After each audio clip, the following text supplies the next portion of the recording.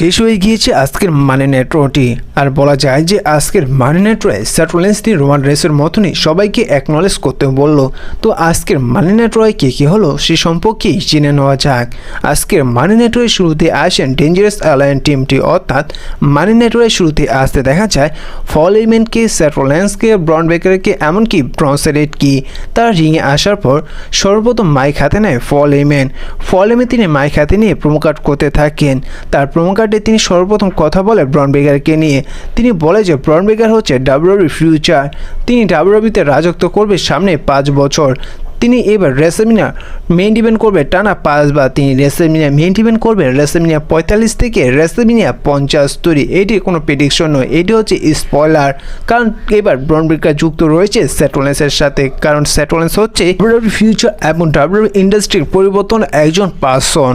তারপর দেখা যায় যে অনেকেই সিএম প্যাঙ্ক বলে চিল্লাতে থাকেন। তারপর ফল এবং তিনি বলেন যে আজ সিএম প্যাঙ্ক এই জায়গায় আসবে না, কারণ এবার স্যাটারডে নাইট মেইন ইভেন্টে যেভাবে ব্রনসারি তার সুনামি দিয়েছে সিএম প্যাঙ্কে, যার কারণে কোনো মতনই সিএম প্যাঙ্ক আজকে মানি নাইট রয় আসতে পারবে না। তারপর ফলেমে তিনি কথা বলে ব্রনসারিটকে নিয়ে। তিনি বলে যে অনেকেই বলছে ব্রনসারিট তিনি কেন আমাদের টিমের সাথে যুক্ত হলো, কেন আমরা তাকে আমাদের টিমে যুক্ত করলাম। কারণ ব্রনসারিট তিনি একসময় আক্রমণ করেছিল সেথ রলিন্সকে, আর যেভাবে সেথ রলিন্সকে ব্রনসারিট আক্রমণ করেছিল এখন তৈরি কেউ সেথ রলিন্সকে এত ভয়ঙ্করভাবে আক্রমণ করতে পারেনি। না পেরেছে রোমান রেস, না পেরেছে সিএম প্যাঙ্ক, যার কারণে আমরা ব্রনসারিটকে আমাদের এই টিমে যুক্ত করেছি। কারণ আমরাও চাই ব্রনসারিটকে একবারে গ্রেটেস্ট রেসলার বানাতে, একজন বড় সুপারস্টার বানাতে।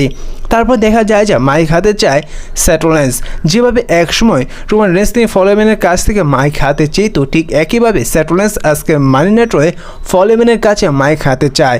ঠিক একইভাবে ফলেমেন তিনি মাইক হাতে দেয় সেথ রলিন্সের হাতে, যেভাবে একসময় ফলেমেন রোমান রেন্সের হাতে দিত। তারপর দেখা যায় যে সেথ রলিন্স তিনি মাইক হাতে নিয়ে কথা বলে, তিনি রোমান রেন্সের মতনই সবাইকে অ্যাকনলেজ করতে বলে। সে সময় সবাই ওটিসি রোমান রেন্স বলে চিল্লাতে থাকেন। তারপর সেথ রলিন্স বলে যে আমি যখন এসেছিলাম সবাই আমার গান গেয়েছিল, এখন কেন তোমরা সবাই রোমান রেন্সের গান গাইছো। তারপর সেথ রলিন্স বলেছে আমি এবার সে কোয়ালিফাই ম্যাচটিতে অংশগ্রহণ করে সেই ম্যাচটি জিতে যাব। আমি অংশগ্রহণ করবো money in the bank pay per view সে লেটার ম্যাচটিতে, আমি জিতবো সেই মানি ইন দ্য ব্যাংকটি এবং জিতে আমি ওয়ার্ল্ড হেভিওয়েট চ্যাম্পিয়ন হয়ে তোমাদের সামনে আবার এই জায়গায় এসে দাঁড়াবো।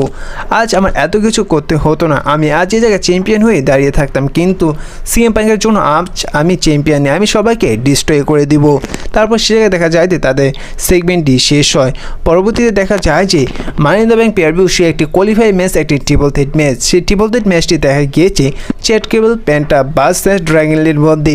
বলা যায় যে তিনজনের একেবারে পারফরমেন্স ভালো ছিল, যেহেতু এই ম্যাচটির মধ্যে চ্যাট কেবল তিনি লোচাডোরের কোনো সদস্য নয়, কিন্তু তিনিও লোচাডোরের মতনই পারফরমেন্স দিয়েছিল। তো তিনজনে হাই ফ্লাইন মুভ এবং সুপ্লেস সমস্ত কিছু ভালোই ছিল, কিন্তু ম্যাচটা এক পর্যায়ে গিয়ে দেখা গিয়েছিল যে যখন চ্যাট কেবল তিনি টপ রোপ থেকে সুপ্লেস দিবে, ঠিক সে সময় দেখা যায় যে ট্রিপল এর এক রেসলার এসে তিনি চ্যাট কেবলকে আক্রমণ করে। কারণ এই চ্যাট কেবলের সাথে ট্রিপল এর সেই সুপারস্টারের মধ্যে একটি সিঙ্গেল ম্যাচ কনফার্ম হয়েছে, যেটা সুযোগ নিয়ে প্যান্টটা তিনি চ্যাট কেবলকে তার ফিনিশার দিয়ে দেয় এবং সেই ট্রিপল থ্রেট ম্যাচটি জিতে যায় এবং তিনি কোয়ালিফাই হয়ে যায় মানি ইন দ্য ব্যাংক পেয়ারভিউ সেই লেটার ম্যাচটির জন্য। পরবর্তীতে একটি সিঙ্গেল ম্যাচ দেখা যায়, সেই সিঙ্গেল ম্যাচটি দেখা যায় আকিরো এবং রুসেফের মধ্যে। তো এই ম্যাচটি বলা যায় যে এক পর্যায়ে টাইম পাস ম্যাচ ছিল। তো ম্যাচটি সর্বোচ্চ 2 মিনিট চলেছে। ম্যাচটির মধ্যে আকিরোকে রুসেফ তার সাবমিশন লকে আটকিয়ে সেই ম্যাচটির মধ্যে আকিরোকে হারিয়ে দেয়। তো সেই ম্যাচটির মধ্যে রুসেফ জিতে গেল, কোনো মতন আকিরোকে ছাড়ছিল না। ঠিক সেই সময় সে জায়গায় আসেন শেমাস এসে তিনি ফেস টু ফেস হন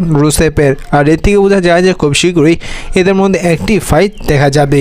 পরবর্তীতে একটি ট্যাগ টিম চ্যাম্পিয়নশিপের জন্য একটি ম্যাচ দেখা যায়। সেই ম্যাচটি দেখা যায় New Day versus the order versus America মেটের মধ্যে। তো ম্যাচটি শুরু হলে তো ম্যাচটির মধ্যে তেমন কোনো ইন্টারেস্টিং কিছু দেখা যায়নি, এমনকি এদের মধ্যে তেমন কোনো অসাধারণ ফাইট দেখা যায়নি। সাধারণ একটি ম্যাচ ছিল। ম্যাচটির এক পর্যায়ে গিয়ে দেখা যায় যে জেভিয়ার বোর্ড তিনি এই ম্যাচটির মধ্যে রোল আপের মাধ্যমে আমেরিকান মেটের মেম্বারগুলোকে পিন করে সাকসেসফুলভাবে তাদের ট্যাগ টিম টাইটেলটি রিটার্ন করে নেয়। পরবর্তীতে রিংয়ে আসতে দেখা যায় জে ওসো রিংয়ে এসে প্রোমোকাট করবে, তার আগে তাকে ইন্টারফেয়ার করে গুন্থার তিনি মাইক হাতে নিয়ে জে ওসোর আগে তিনি প্রোমোকাট করা শুরু করে। সে জায়গায় জে ওসোর কিছু প্রশংসা করে। সে জায়গায় জে ওসোকে গুন্থার বলেছে আমি ভাবতে পারিনি তুমি এত সময় চ্যাম্পিয়ন থাকবে, তুমি তোমার চ্যাম্পিয়নশিপটি ফার্স্ট ডিপেন্ড করেছিল লোগান পলের এগেনস্টে, যে জায়গায় তুমি লোগান পলকে হারিয়ে সাকসেসফুলভাবে তুমি রিটার্ন করে নিয়েছো। কিন্তু আমি এই জায়গায় একটি কথা বলতে চাই যে তুমি আসলে ন্যাচারাল চ্যাম্পিয়ন না। ন্যাচারাল চ্যাম্পিয়ন হচ্ছে তুমি আমাকে দেখো, আমি হচ্ছে ন্যাচারাল চ্যাম্পিয়ন। কারণ তুমি চ্যাম্পিয়ন হয়ে যে কারোর প্রবলেমের সাথে তুমি নিজেকে জড়িয়ে ফেলেছো, কিন্তু তুমি এই চ্যাম্পিয়নশিপের কথা ভাবোনি, তোমার কথা ভাবোনি আমাকে দেখো। আমি সবসময় নিজের কথাই ভাবি। এবার মানি ইন দ্য ব্যাংক পেয়ার পর তোমার আমার যে ম্যাচটি হতে যাচ্ছে ওয়ার্ল্ড হাইপার চ্যাম্পিয়নশিপের জন্য, সে জায়গায় তোমাকে হারিয়ে দিব, হারিয়ে আমার টাইটেল দিয়ে আবার ফিরিয়ে নিব। তারপর যেহেতু কোথাকে বলে যে তোমার কথা বলা শেষ হয়েছে, তো আমার কথা শোনো, আমি তোমাকে এবার ট্যাপ আউট করে হারিয়ে চ্যাম্পিয়ন হয়েছি, এবার আবার তোমাকে ট্যাপ আউট করে আমার এই টাইটেলটি রিটার্ন করে নিব। তারপর সে জায়গায় যেহেতু ইট বলে চিল্লাইয়ে যায়, তারপর সে জায়গায় সবাইকে গুন্থারকে ট্যাপ আউট বলে চিল্লাতে থাকেন। তারপর দেখা যায় যে একটি ওমেন্সের সিঙ্গেল ম্যাচ লিভ মর্গানের সাথে কাইলি সিং এর মধ্যে, আর এই ম্যাচটির মধ্যে লিভ মর্গানকে হেল্প করতে হয় রক্সিন। তো রক্সিন এসে লিভ মর্গানকে হেল্প করার চেষ্টা করলো, কিন্তু উল্টো দেখা যায় যে রক্সিন তিনি হারিয়ে দিয়েছে কাইলি সিং এর কাছে লিভ মর্গানকে। তো এই জায়গায় একটি বিষয় দেখা যাচ্ছে যে লিভ মর্গান তাদের যে জাজমেন্ট টিমটি রয়েছে সে জায়গায় রক্সিন তিনি ঢুকতে চাইছে। তো আজ হোক নয় কালো রক্সিন তিনি এই জাজমেন্ট টিমের মধ্যে ঢুকে যাবে। তারপর দেখা যায় যে একটি সেগমেন্ট প্রোমো কার্ড, যে জায়গায় দেখা যায় লারা ভালকিরিয়া এবং বেকি লেন্সের মধ্যে, সে জায়গায় বেকি লেন্সকে লারা ভালকিরিয়া বলে যে আমার এবং তোমার মধ্যে যে স্টোরি চলছে সেটি এবার মানি ইন দ্য ব্যাংক পেয়ার ভিউতে শেষ করতে চায়। তোমার এবং আমার একটা লাস্ট ম্যাচ হতে যাচ্ছে মানি ইন দ্য ব্যাংক পেয়ার ভিউতে।